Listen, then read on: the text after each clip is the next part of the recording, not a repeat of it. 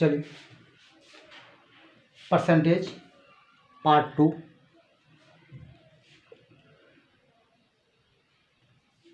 पहले हम देखेंगे इसको लॉन्ग मेथड से।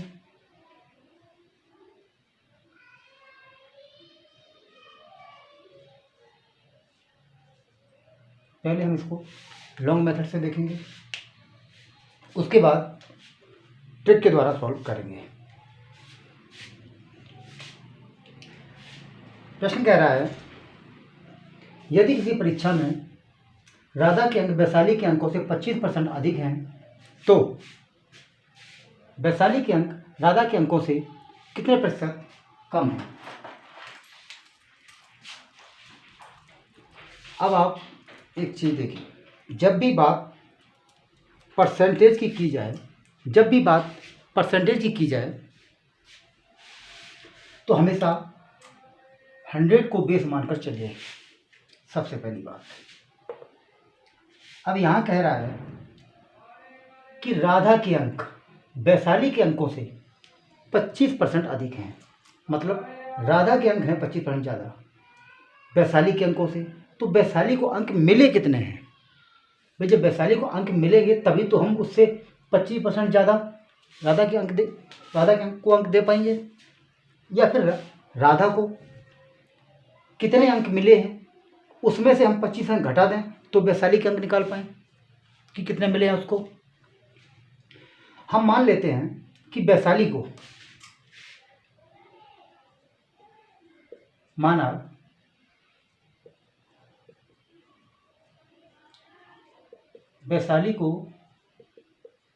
प्राप्त अंक बराबर 100। हमने मान लिया वैशाली को 100 अंक प्राप्त हुए हैं, ठीक है। अब राधा को कितने मिले हैं? राधा को प्राप्त अंक इससे 25% ज़्यादा है, तो या तो हम इसका 25% निकालें फिर इसमें जोड़ें, या फिर हम सीधा इसका 125% निकाल दें। जब भी कभी किसी के परसेंटेज वृद्धि होती है परसेंटेज की, तो हम हमेशा 100 में जितनी वृद्धि हो रही है उसको जोड़ के उसका परसेंटेज निकालते हैं, तो हमें टोटल अमाउंट मिल जाता है। या फिर उस संख्या में का हम 25% निकाल के फिर उसमें जोड़ें। जैसे यदि हम 100 है, 100 का अगर हम 25% निकालेंगे तो 100 से 100 कट जाएगा, कितना हो जाएगा? 25। कितना हो जाएगा? 25 हो जाएगा। अब हम ये 25 जब 100 में जोड़ेंगे तो हो जाएगा 125। और यदि हम 100 का सीधा 125 निकालें, जैसा मैंने कहा अभी कि जब ये 25% जब ये अधिक हो रहा हो तो 100 में जितना परसेंट अधिक हो रहा है वो 100 में जोड़ दो, तो जो उसका अमाउंट आएगा उससे मूल संख्या में परसेंटेज निकाल के जो आएगा वही उसकी मूल संख्या हो जाएगी, या उसका रिजल्ट हो जाएगा, उसकी यूनिट हो जाएगी। जैसे 100 का सीधा 125% निकाल दिया, 100 का निकालना हमको 25% अधिक, तो 125 कर दिया मैंने, क्योंकि 100 तो 100 में ही है, तो 25% और इसमें जोड़ के निकालना है, तो हमने 100 में 25 जोड़ के इसका परसेंटेज निकाल रहा हूँ। अब 100 से 100 कट जाएगा तो 125 हो जाएगा।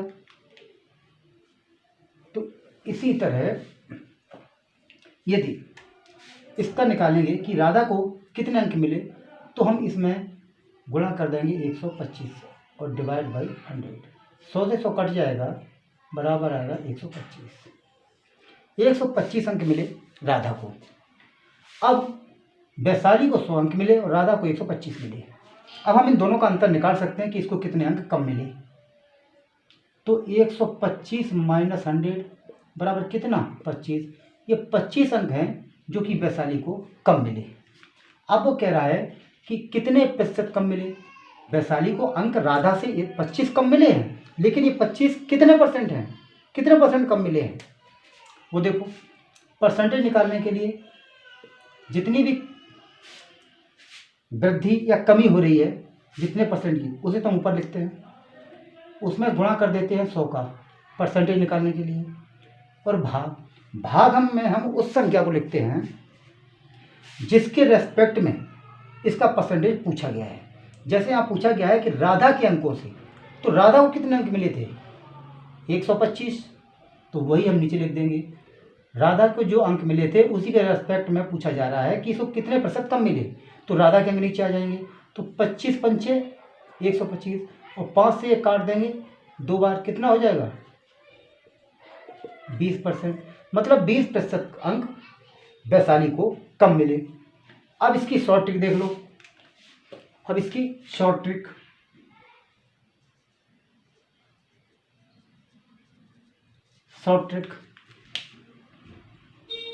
शॉर्ट ट्रिक इसकी है R/100 plus minus R into 100 और इसका परसेंटेज का चिन्ह लगा देते हैं। जब वृद्धि हो रही हो तो प्लस चिन्ह लेंगे और जब कमी हो रही हो तो माइनस चिन्ह लेंगे। R बराबर 25%, तो 25/100 प्लस 25, क्योंकि वृद्धि हो रही है तो प्लस चिन्ह लिया, मल्टीप्लाई 100 और परसेंटेज का चिन्ह। अब क्या करना है, इसको सॉल्व करेंगे तो 25/125 और 100%, 25 पंचे 125 और 5 से काट दो, कट जाएगा 20 बार, इक्वल टू 20%। दोनों सेम है। तो ये इसकी ट्रिक है। इस ट्रिक पे हमने परसेंटेज पार्ट 1 की वीडियो बना रखी है, जिसमें हमने 3 प्रश्न किए हैं इसी ट्रिक पर 3 प्रश्न किए हैं। इस वीडियो में हम, ये चौथा प्रश्न है इसी एक ट्रिक पर, और अब हम अगला 5वां प्रश्न करने जा रहे हैं इसी ट्रिक पर। चलिए 5वें प्रश्न की ओर। पहले लॉन्ग मेथड से सॉल्व करेंगे। कह रहा है यदि गेहूं के दाम में 25% की कमी हो जाती है तो उसके उपयोग में कितने प्रतिशत की वृद्धि करनी पड़ेगी जिससे खर्च में कोई परिवर्तन ना हो।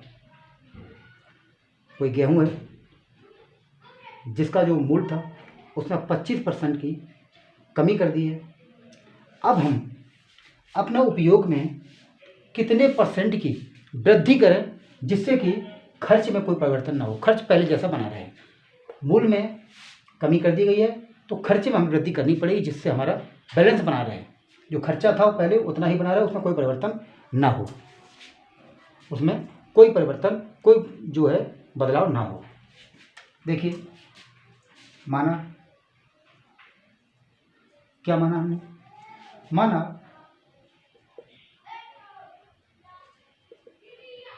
अरे सही लिख जाओ भाई, माना गेहूं का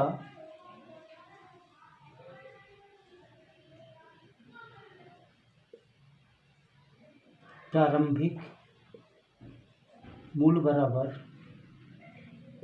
100 रुपया है। गेहूं का जो प्रारंभिक मूल्य है वो है 100 रुपया। अब कह रहा है कि 25% की कमी हो जाती है तो कमी के बाद नया मूल्य,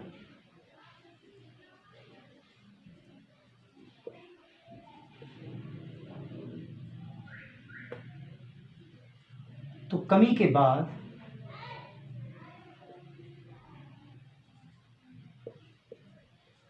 नया मूल्य। कमी कितनी हो रही है 25% की,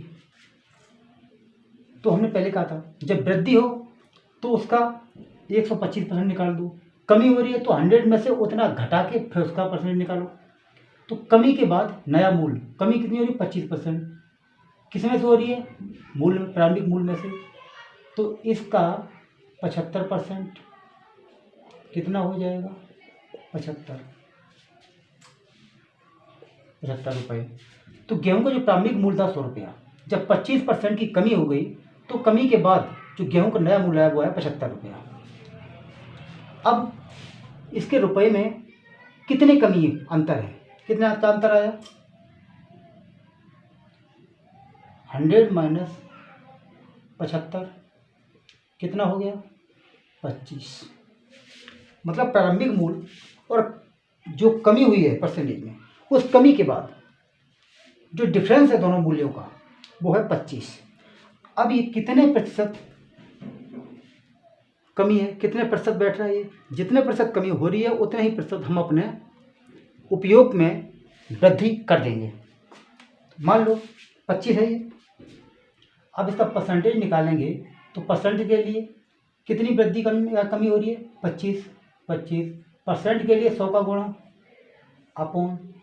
अब किससे मूल्यांकन कर रहे हैं हम? इसका मूल्यांकन किसके बेस पे कर रहे हैं?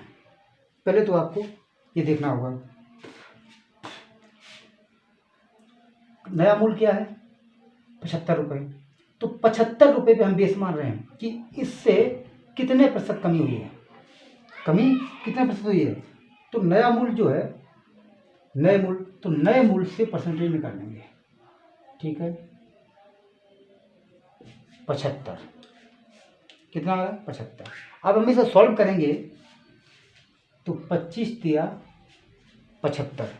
जब हम इसको काटेंगे 25 से 75 को तो 3 बार कटेगा, इतना है। अब हम 3 का भाग देंगे 100 में, तो 33 दिया 99। 33 सही 1/3%। मतलब ये हुआ कि 33 सही 1/3% हमें अपने वृद्धि करने के उपयोग में, यानी यदि गेहूँ को हम 33 सही 1/3% ज़्यादा उपयोग करें तो हमारा खर्चा जो पहले आ रहा था उसी तरह आता रहेगा, उस खर्चे में कोई परिवर्तन नहीं होगा, ना खर्चा बढ़ेगा ना घटेगा। यदि हम गेहूँ के उपयोग में 33 सही 1/3% बढ़ा दें। ठीक है, ये तो हो गया लॉन्ग मेथड। अब बात करते हैं ट्रिक की। अब हम बात करते हैं ट्रिक की। ट्रिक क्या है? वही R अपॉन 100। अब यहाँ पे क्या कमी हो रही है? मैंने कहा था जब कमी होगी तो माइनस चिन्ह लेंगे।